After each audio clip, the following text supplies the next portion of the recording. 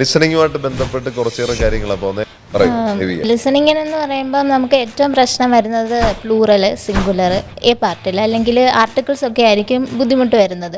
അത് ആ OET ഗ്രാമറിൻ്റെ class കഴിയുമ്പോഴേ നമുക്ക് ആർട്ടിക്കിൾസിനെ പറ്റി ഒരു വ്യക്തതയൊക്കെ കൂടുതൽ കിട്ടും. അപ്പോൾ നമുക്ക് അതൊക്കെ ഈസി ആയിട്ട് ഒന്ന് കോൺസെൻട്രേഷനോടെ നോക്കിയിരുന്ന ആ ആർട്ടിക്കിൾസും അല്ലെങ്കിൽ മാം പഠിപ്പിച്ച് കഴിയുമ്പോൾ അത് അറിയാം നമുക്ക് അതിന് ആർട്ടിക്കിൾ ഉണ്ടോ എന്ന്.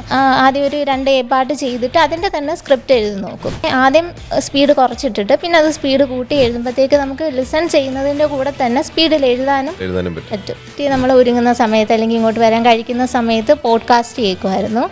ഫ്രീ ആയിട്ടിരിക്കുന്ന സമയത്ത് അങ്ങനെ ഫ്രീ ആകാൻ സമ്മതിച്ചില്ല അല്ലേ? ഈ OETയുടെ അത്രയും സമയവും ഫ്രീ ആകാനായിട്ട് സമ്മതിച്ചിട്ടില്ല ദേവിയ.